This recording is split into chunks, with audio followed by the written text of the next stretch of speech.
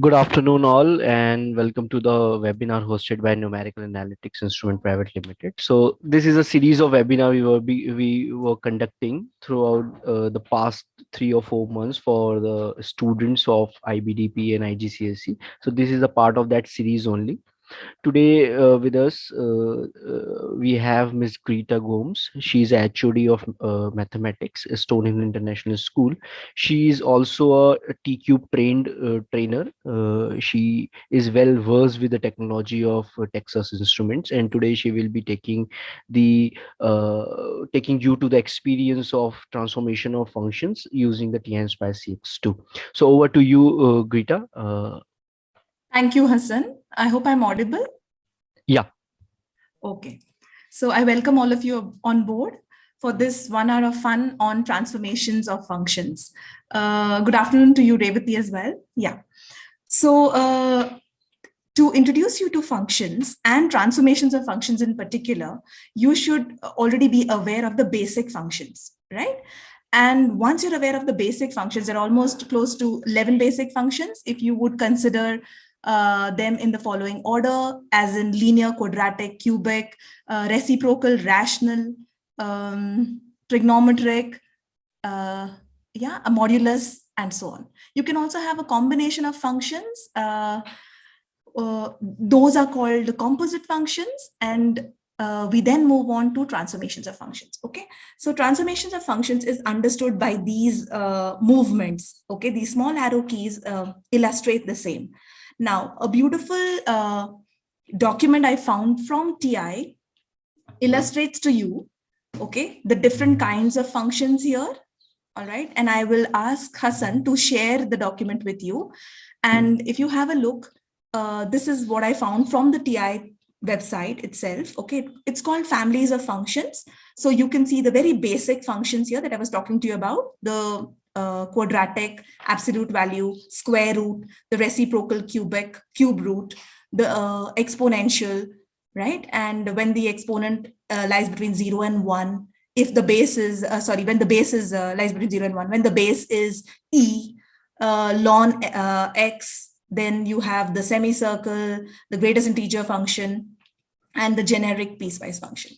Okay, there are also step-by-step videos here which will take you through every process.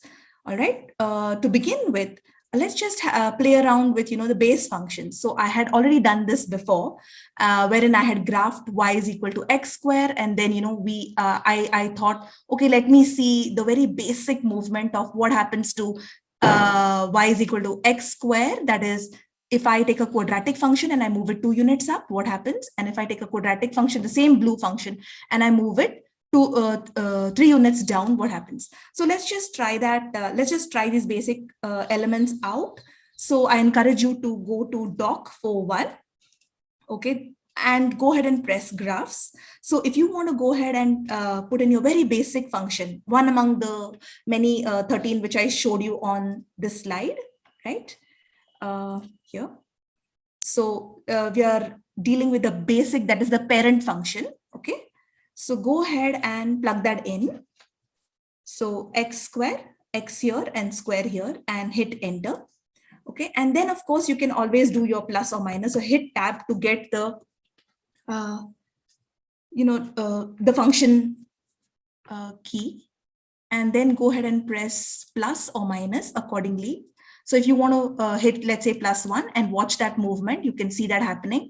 Or if you want to hit tab, okay, let me keep the base function as it is so that you can see everything else on the same screen itself. Okay, so go ahead and hit tab. So F2, if you hit the up arrow key, you will get F1. Now you hit the down arrow key and call F1. You can either do this by calling F1x, or you can type in the function again. So you can try both ways. Let's try F1x. You can see it's become bold now. That means you're calling the function that was already set. And then you might want to put in, any constant here, and you can see the transformation accordingly. Okay. Yeah. So this was what I was talking about, and this is the translation. So basically any sliding or gliding movement across the screen or across the coordinate plane, as we call it, gives you the transformation of this quadratic graph. Now this is also summarized as f of x plus a constant, right? And that I have done here. All right. So you can go ahead and create what we call as a slider for your function. And if you move the slider, now if I move the slider up or down, you can get everything in one step. And if you want to observe more such movements, you can just decrease this. And of course, you can increase it by reducing that value further and increasing this value further. Okay, hit enter and yes. Okay. So you can see when A is -8, what happens. So I like to do this activity in my class where I ask my students to observe, okay, what happens as I move the cursor up or down. And they can very quickly see that the graph slides across the y-axis. Such a sliding or gliding movement is called translation, and translation is described by the vector. Okay. So in this case, the specific vector, because there is no movement along the x-axis, it is going to be 0 along the x-axis, and whatever movement you describe on the y-axis will, those number of units will represent the y coordinate. Let me take you back to the presentation. Okay. So over here, this is also called as a vertical shift or a vertical translation. So this was the very first transformation that we have encountered. So if you have any questions or any doubts still here, please feel free to use the chat so that we can move forward. So this is the very first function. We have played around with the parent function, the quadratic parent function, right? And we have analyzed what happens, what sort of a transformation is developed as a result of f of x plus or minus a constant. Okay, and you can increase or decrease the range accordingly, as I showed you here, or the domain as you would want to call it. Yeah. Any questions this far? Okay, I see. Okay. All right, Hassan, is it? Shall we continue now? Yeah. Any questions? Yeah. Okay. Moving further. I'd encourage you now to go ahead and also type in the modulus function. Grita, before you move ahead, there is one question like Gopalan asked how to activate the slider. How to activate the slider? Yes. So I'll go ahead to doc for one. Yeah, sorry, I didn't show you that. I forgot. So add graphs. Okay. And then you go ahead and type in y is equal to x square. Okay. And then you might want to go ahead and put plus, and you can just type in any constant, let's say a here, hit enter, and then you have create sliders that automatically gets generated, hit OK, and you're done. All right. Now you might want to place this anywhere on your screen. Okay, this is your slider tab, right? I'm not sure if there's any other terminology for that, but I like to call it my slider tab. And yeah, hit enter and and your job, hit enter, and then I also hit escape, and then you can see as you grab the pointer along the slider tab, you can see your graph moving along. Okay, it's so smooth with the TI without any much difference. And the best feature I like about it is, you can keep moving from one tab to another tab. So if there are many questions in your exam, you keep doing doc for one accordingly and open up a new document for every question. So if you want to open up or rather revisit a question once again, you can always go back to that tab and, kind of discuss it. For example, if we were discussing this in the very beginning, and then we moved on to discuss this idea, wherein I called the function from the function that was already set up. And then I already took you to the ready page that I had done.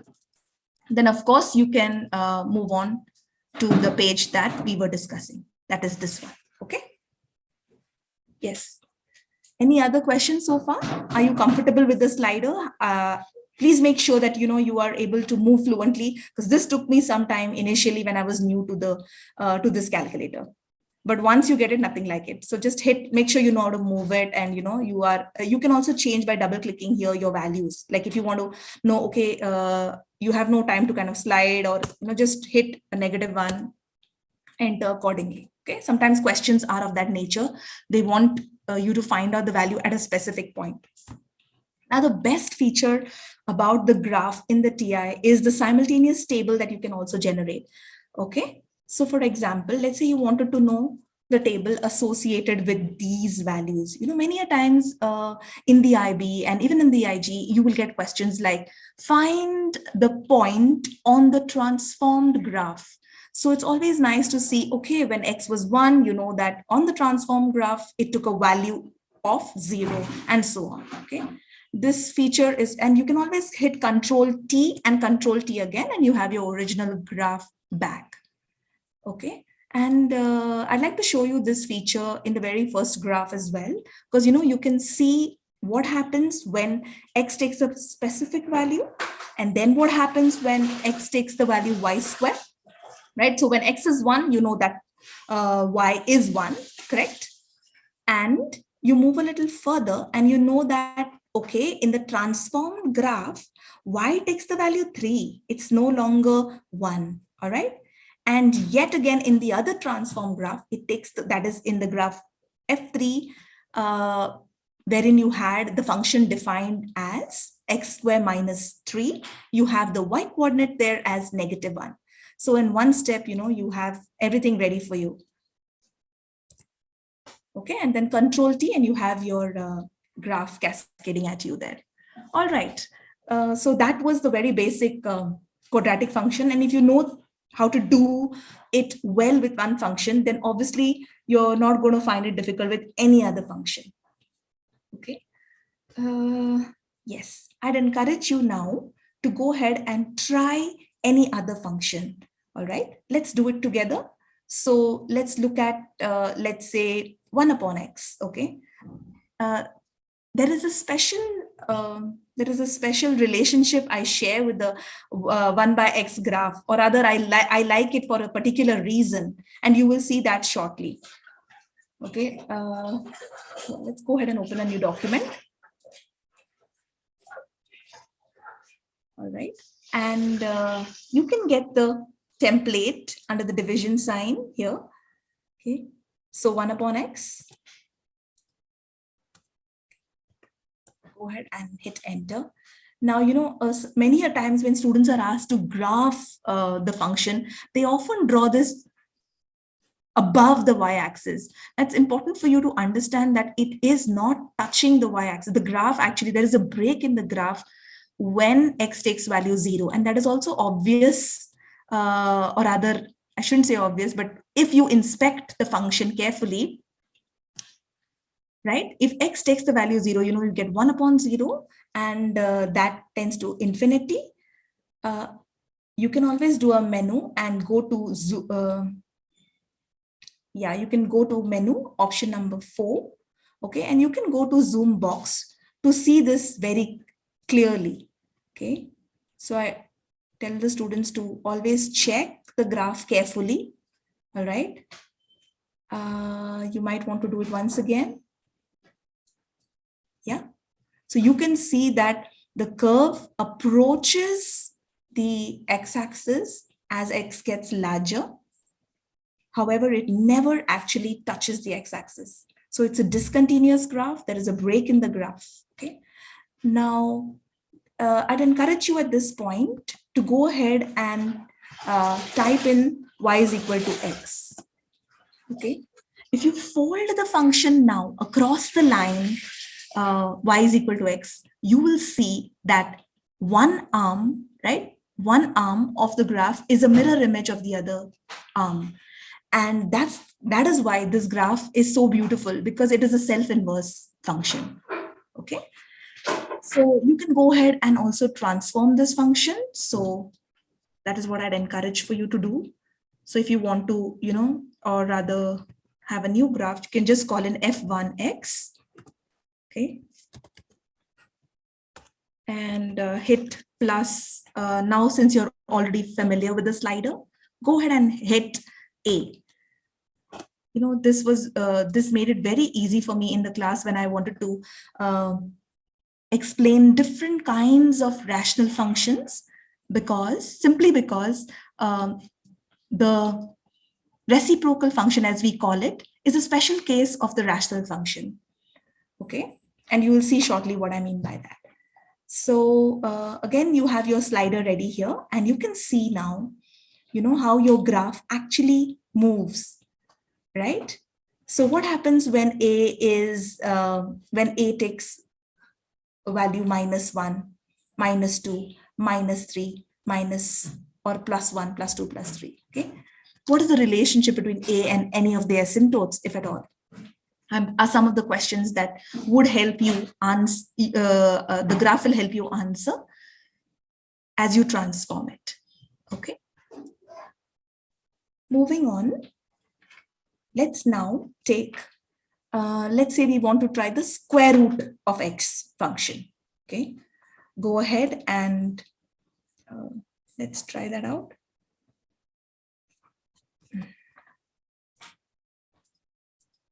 Yeah, go ahead and add a graph and put in square root. So you know that you get square root exactly when there is square here of x, and hit enter, right? So you can see that I like to call this like a bowling arm. So you can see like this is an arm, right? And of course it is a function because it clears the vertical line test. These are basic questions that you would, or you could answer when reflecting on, relationships at all. When I say relationships, I mean relations between the x and the y coordinate. So if it's a one-to-one relation, you know that it is a function, right? So one-to-one relations and many-to-one relations are functions, and therefore this is a function because it passes a vertical line test. Go ahead and transform it, right? This time, try and put, okay, let's do tab.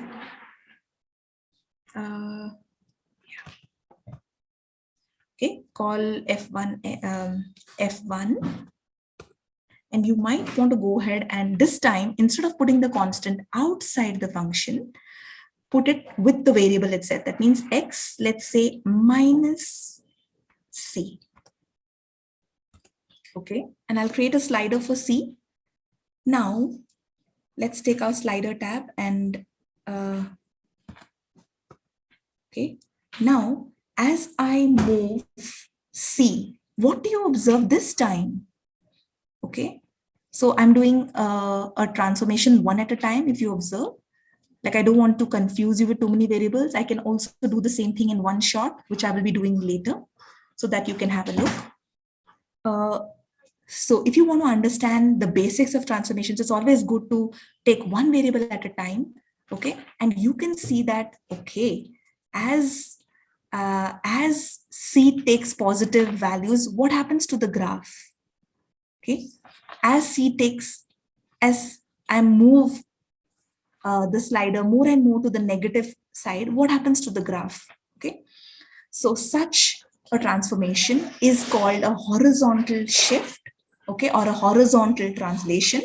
And translations are always described by vectors. In this case, you will have the vector as the first component, all right, because it is along the x-axis. All right, so far so good. Any questions? Please feel free to ask. So we have completed the x square function or the quadratic function. We then looked at y is equal to 1 upon x, which is the reciprocal function as a special case of the rational function. We now also looked at y is equal to root x, which is a square root function. And with these three functions, we understood the transformations of the vertical shift and the horizontal shift. Okay, so far these two have been done. Now, as you can see, I have also put in other transformations for you. So a simple question that you can work out will be, what happens to the transformation when, let's say you're working out, okay, let me go back to this, one moment.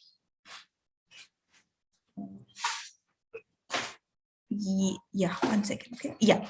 If I, let's say, go back to this transformation,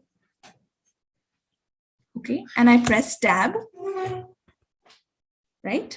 Now, I might want to associate the number or the constant here itself, okay? So let's say I'll call this as B, all right? And I don't put any multiplication symbol or anything, I just put it as B, okay? and I hit enter. And so you can see that it asks you to create a slider for bx. You don't want a slider for bx, you want a slider only for b, right? So go ahead. Oh, 1 second.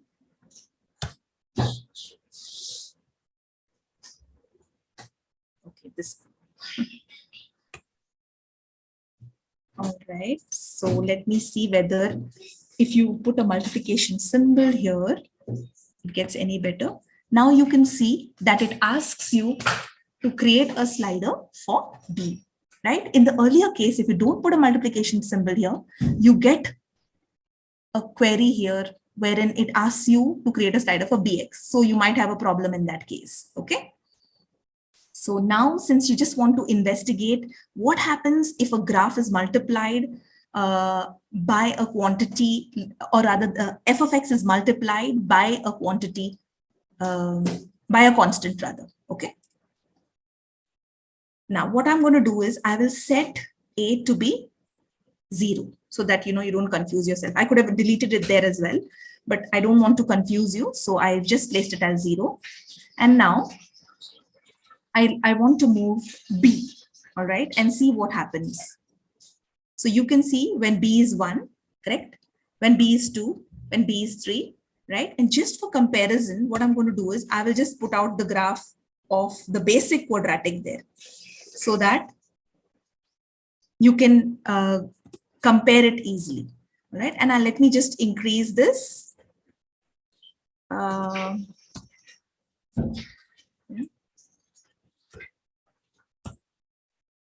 Okay. So now, let me pull down the graph. Oops, okay. Yeah. So that you can view it better. Go ahead and take a look now, okay? So you can see what happens to the graph when B takes values that become closer and closer and closer. And if you want to further investigate this, you can also put it as 100. And, you know, it is like a man standing above a tall building, you know, with a rope. And then he pulls the rope closer and closer and closer and closer to the y-axis, okay? So this is what is called as a vertical dilation, all right? And you can see that here, right? So dilation of the nature of it being vertical, and that is described by the constant outside the function. Okay, so far so good. Are there any queries that you have for me? I'll be happy to answer them. Okay. So far we have covered the vertical translation, we have covered the horizontal translation, and we have covered the vertical dilation. Each one at a time, and we also looked at different graphs. All right. Now let's go ahead and understand what would happen if we were to, let's say, consider, what would happen if we were to consider the horizontal stretch or the shrink as it is described here, f of ax. Okay. So you might want to place your graph a little and then hit tab.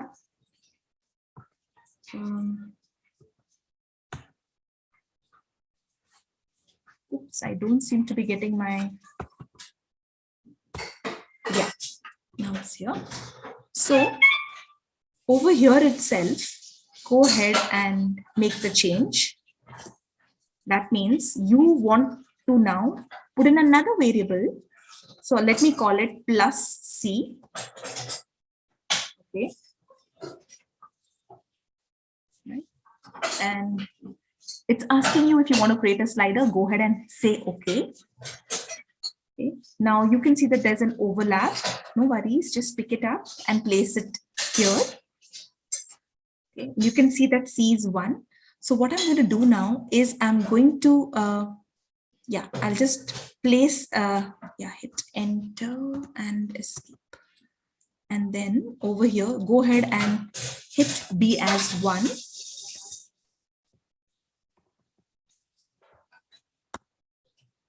Okay.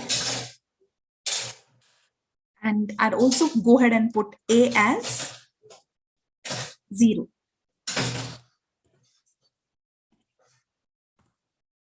Okay. Right. Now, in case you want, oops. Okay. What I'm trying to do is I'm trying to place this. No, for some reason.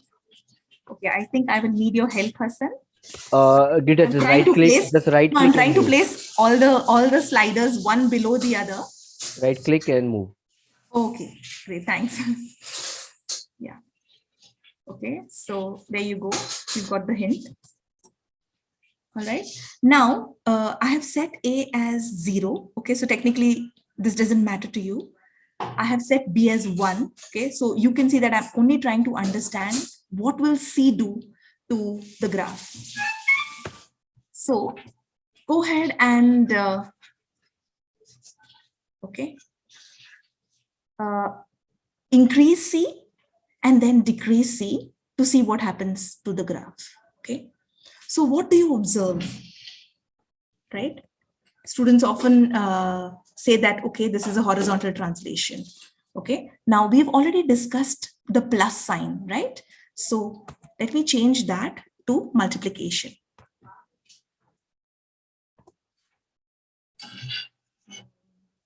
So I'll go ahead and I'll put this as Cx and let's say minus t.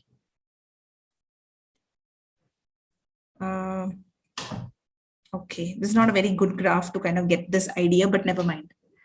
It's just to instill in you the idea of, yeah. Okay, so you'll have 2 more sliders here, and accordingly, when you move one of the graphs, you should be able to see the transformation in the other. Okay, what I will do is, because you might not be able to see what happens in this case, as in what happens to the horizontal shrink very clearly in that graph, we will discuss the horizontal shrink when I take you to the trigonometric graphs. All right. Now, yeah, coming back. So we've already played around with quite a few of these graphs, as you can see here. And in the TI sheet, you will see that each function is explained to you. We are trying to currently work out this one. Okay, and I will show you this when we do the trigonometric graphs. Okay, because you won't be able to see the shrink clearly here. Okay, or maybe you can. One sec. Let me just take a new document and show you only the shrink.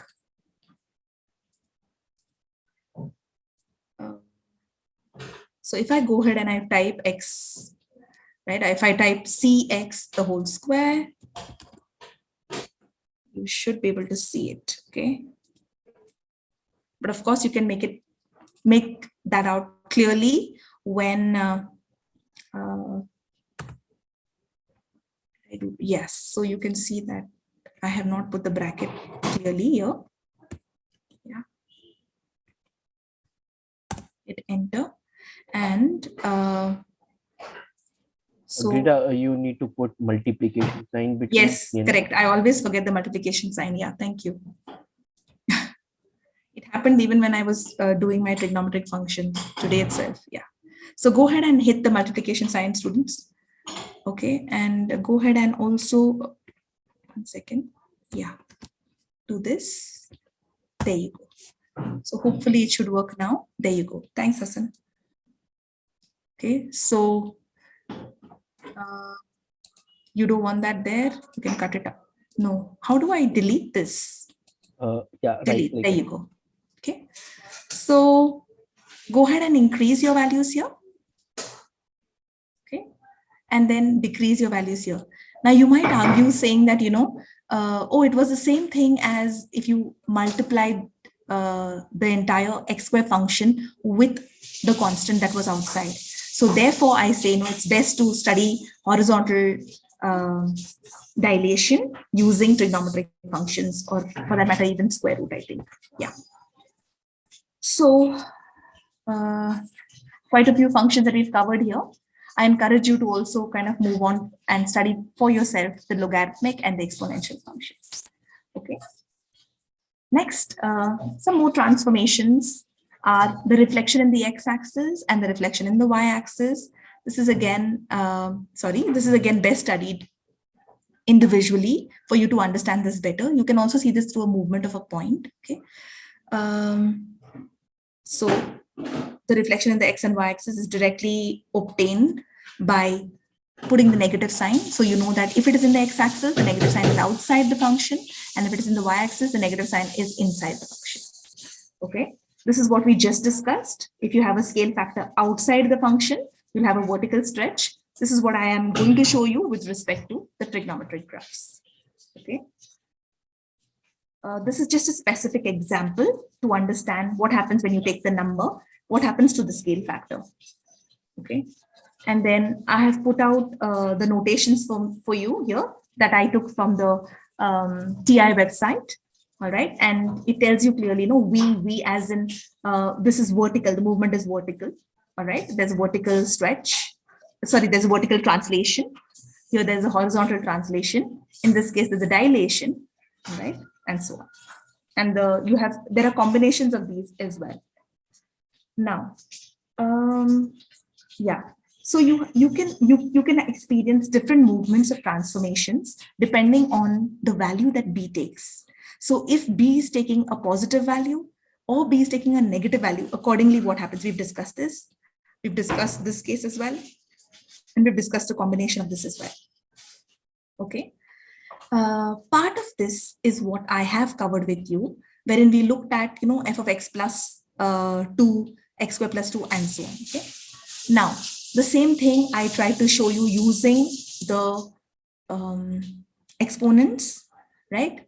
And you can also have the cubic graph or the reciprocal graph, as I was showing you earlier. And you can also have the transformed quadratic graph, which is a horizontal transformation, correct? By a scale factor, by vector 1, 0. It is 1, 0 because if you equate x minus 1 the whole square to 0, you know that x is operating at the point 1. All right. This was what we are to study. Students don't normally see this very easily in the quadratic graph. So I would encourage you to do this using the trigonometric graphs. Okay. Yeah, I think these are also covered accordingly. This is a combination of transformations, as you can see. So this is a vertical translation, or rather horizontal translation followed by a vertical translation. We follow the HSRV rule. Okay. Gita, there is one question. Yes. Somebody asked, I think she want to know the this greatest integer function because she I don't know, she that asks y equals to greatest integer x and y equal to fx generic piecewise. Okay. So if you want to speak, we can unmute you. Can you just have to raise your hand and we will unmute you and you can ask your question. We are not able to understand what you specifically want to ask.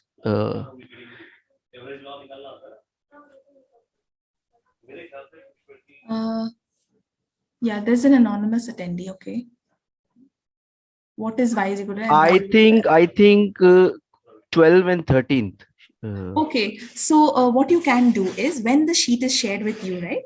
It's all here. So you can easily click on these two links, and it will, if the greatest integer function is also called as a step function. So you can just click on these two links and it will take you exactly to understanding, the piecewise function. So piecewise function is basically for a particular part of the domain, how a function is defined, and for the other part of the domain, how it is defined. Okay. If we have time towards the end, I'd love to show you at least the piecewise function. Okay. Shall we move on, Hassan? So I'm sure they'll have the sheet with them, so they can just click and accordingly, there's a whole video explanation of it, right? So moving on to the trigonometric function, okay? Because this is part of your syllabus, whereas the greatest integer function is not part of your syllabus, but you can always use it to develop your exploration or your IA if you have ideas in that direction. Now, when you now, as you can see, you know, I like to do this kind of an investigation with my students. I ask them to put in a slider, okay, where, so you can see here that the slider you would generate is y is equal to a sine x. And in the process, when a increases, I ask them, what is the maximum, what is the minimum, what is the period, and what is the amplitude.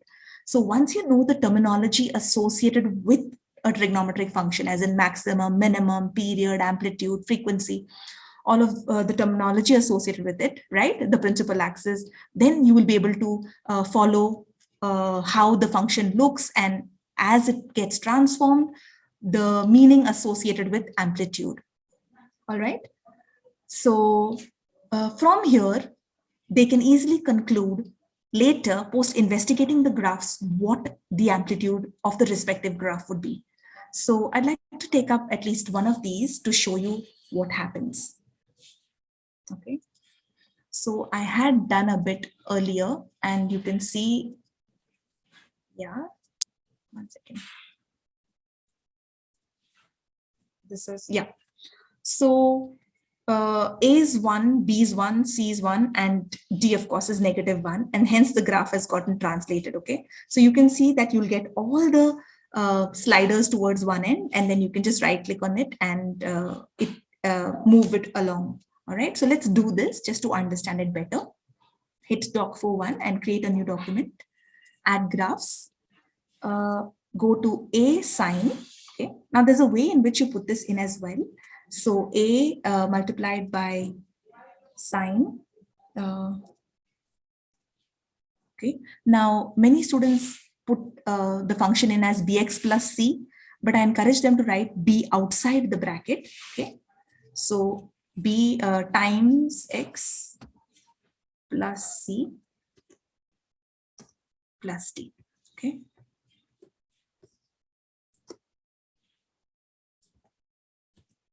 Okay, and it's asked you to create sliders for all.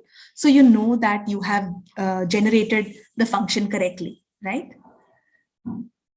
Now, yeah. So if you want to just move any one of them, you just right click and accordingly move. Okay. Now let's say I want to compare this with my very basic function of y is equal to sine x. Okay. Take note of the mode you are in. Okay, sometimes the graphs will not graph if your geometry angle is not matching your window angle. So go ahead and hit tab. 1 second, okay. Yes. Yeah. So go ahead and type in sine x, because we are just trying to use, okay, I don't know why that came up. Hang on. Yeah, I should have put sine x in a bracket. That's why that came up. Escape. 1 sec. Yes. So over here, if you just type in sine x directly, it will ask you to create sliders. But if you put this in a bracket, hopefully it should not. So yeah, there you can see. So you can see now, this is your basic sine graph. Okay. The red one, as you can see here, is your basic sine graph. And now you want to understand the transformations with respect to, let's say, this function. All right. So you want to understand the transformations with respect to these functions. All right. So what you can do is just go ahead and increase A. All right.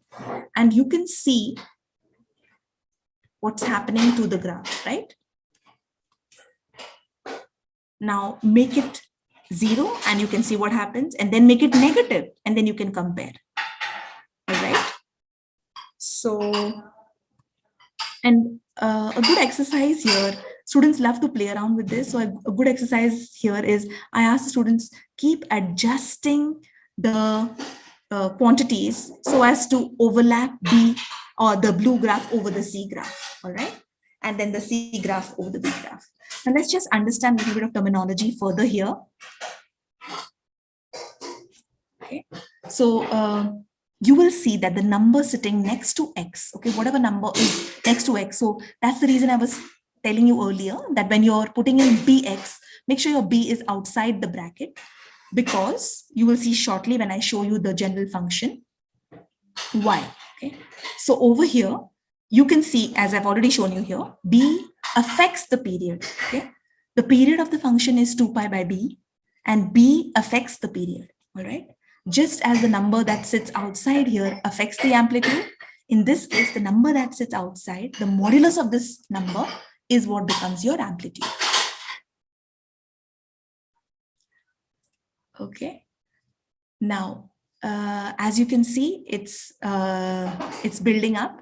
So I often like to give students just this plain exercise because they often get confused with phase shift. Okay, so in your basic graph, what you do is one, add graphs. So if you're doing, let's say, sine x, or you can just type sin sine and then don't forget to put x in a bracket, or just take it from this function because this will automatically give it to you in that format. Okay, then now you want to investigate what happens to sine of x minus c. Okay, so go ahead and again use the function here. It's the safest way to do it, minus c, let's say, and you can put in a slider for that. Now c is already taking the value 1, and therefore you can see that it is the graph is towards the right, right? Or the blue graph is towards the left of the red graph, right? Now, okay. Now you can see what happens when c is 0. That means when c is 0, you can obviously see that sine x is the same as sine of x minus c, right? Now, when you make c negative and then make it more negative, right?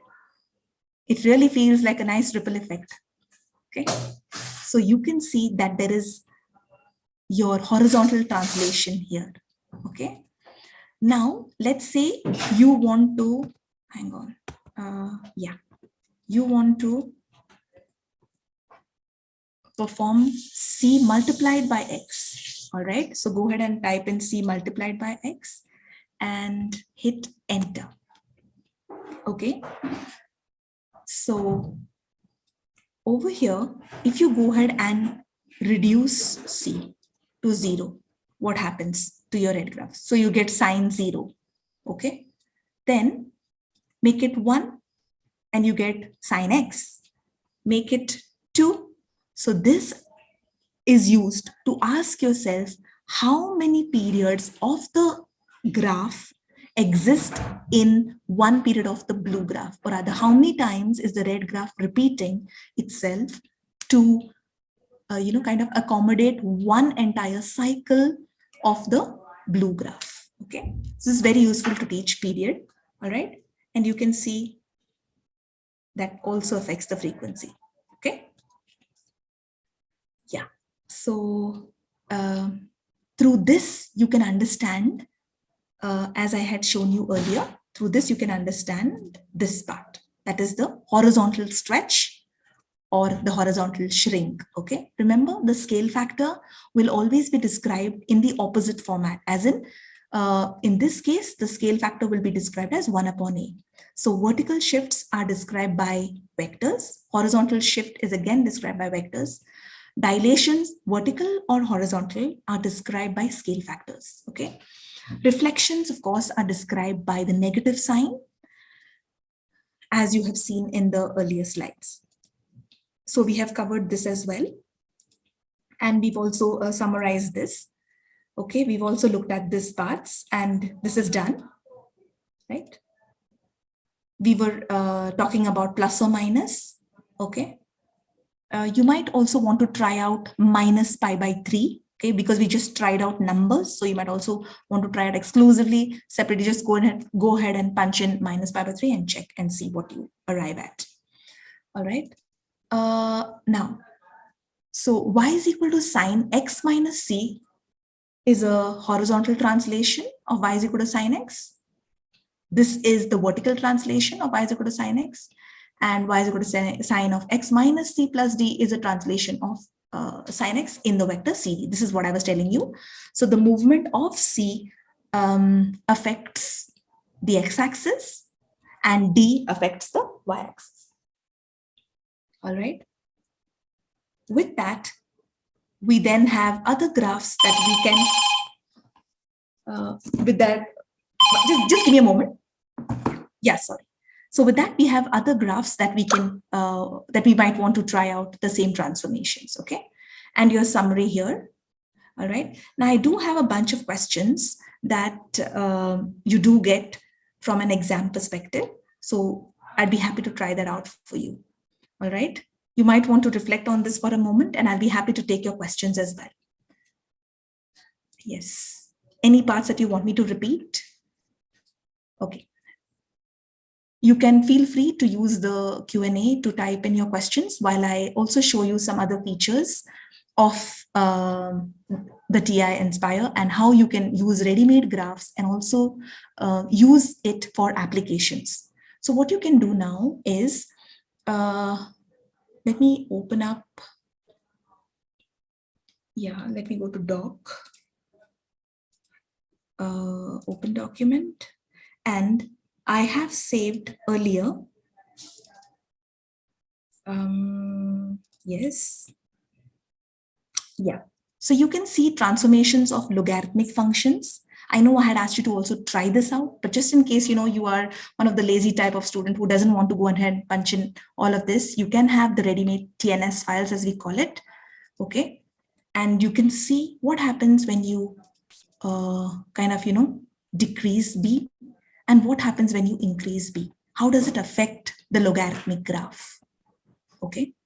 And of course, when you have log of x plus a to the base b, what are the restrictions you should put on b and what are the restrictions you should put on x plus a? All right. So when a takes value more and more, how is the graph being transformed, right? You can see that it is a horizontal translation. When let me decrease, let me bring this side.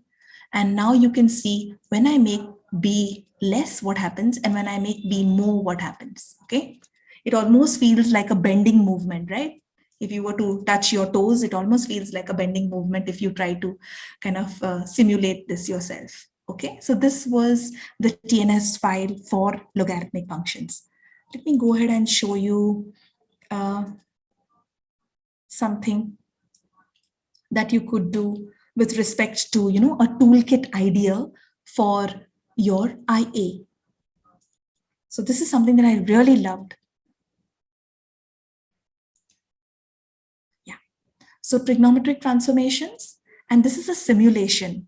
So, very often you will get questions wherein you will get the unit circle and you will get questions related to the Ferris wheel or a clock and also tidal waves.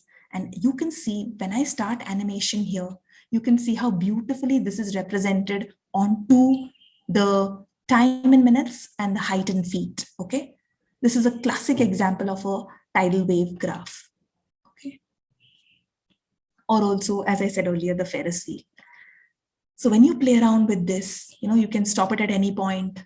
Then you can ask yourself, would there be another repetition of the same graph? Okay. How would you arrive at, an equation for this graph by finding the amplitude, the principal axis, in comparison to the graph I showed you earlier, okay? So you might want to observe what happens in one cycle, and then as the cycle develops, what happens next. Okay, I hope you are able to, kind of visualize the movement along the circle and the corresponding movement along the graph. Of course, there are many other softwares in which you can do it as well, but I like it best because you can find all of it in one place, okay? Now, the best thing about having an emulator is if you just go on to content and then you come to Math Inspired, and if you type in any of your functions here, you can find all your TNS files here, right? That is, of course, if you have the advantage of having your emulator with you. Okay, so if you have any further questions, I'll be happy to take that. And the last point I want to tell you is when you're typing in the function, okay, when you're typing in the function, when you're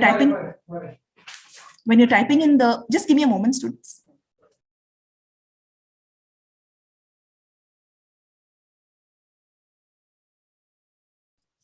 Yeah, sorry, small confusion this side. Yes. So if when you're typing out the function, students, you can see that B affects the period. So make sure that the B is outside. And even if you want to go ahead and type B within X, make sure that if you're taking the B out, then you accordingly take care of the C by B. Okay. Yes. So I think with that, I will conclude this session. Hassan, over to you. Yeah, Greta. So thank you for the presentation. So student, if you have any question, you can ask.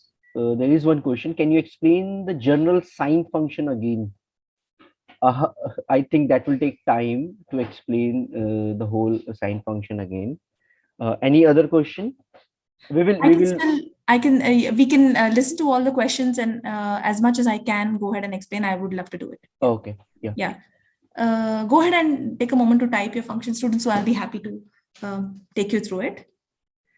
So let me share my screen again. Yeah. So if you have to understand the sine function, I will just exit. So let's go ahead and this. Yeah. So go ahead and type in sine x. Remember, put a bracket, otherwise you'll get sine x as just a quantity, right? Now, as you can see, this is, I like to ask my students, what do you observe about it? So they'll all say waves, and some say that it repeats. And I like it when they say it repeats, because you observe that, yes, it is a periodic function. And you can see the relationship of the graph to the unit circle, okay? Now the distance, this x-axis here is what we call the principal axis, all right? And it is nothing but the average of the maximum and the minimum of the graph, all right? And how do you find the maximum and the minimum of such graphs? You can always go to menu, analyze graph, and you have your maximum minimum options here, okay? You can also find intersections if the sine graph intersects any other graph using the analyze graph feature, okay? So this was your principal axis. You have your maximum, you have your minimum. Now from the principal axis to the maximum, or from the principal axis to the minimum, that distance is what we call as the amplitude.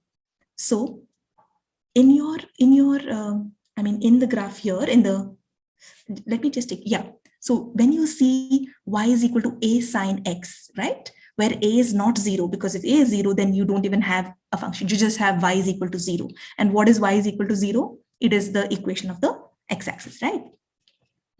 Now, so make sure that you have your constraints in place. So once you have associated a with the amplitude, by understanding that modulus of a will give you the amplitude, then of course you can go ahead and transform the function in that direction. All right. Now, so that takes care of A. The next part is B. All right. So if you have A sine BX, if I combine these two and I form A sine BX, B will affect the period. All right. And the scale factor of B is 1 by B. All right. So why is it so? It's because when it acts at that point, right, the operation is such that if you compare the two graphs, you'll observe that the scale factor is 1 by B. All right. So far, so good. So, yeah.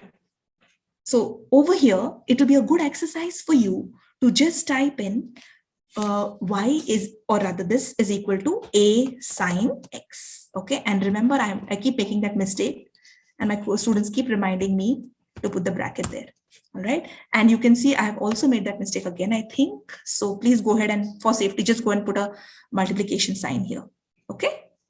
Hit enter. Now you have your slider.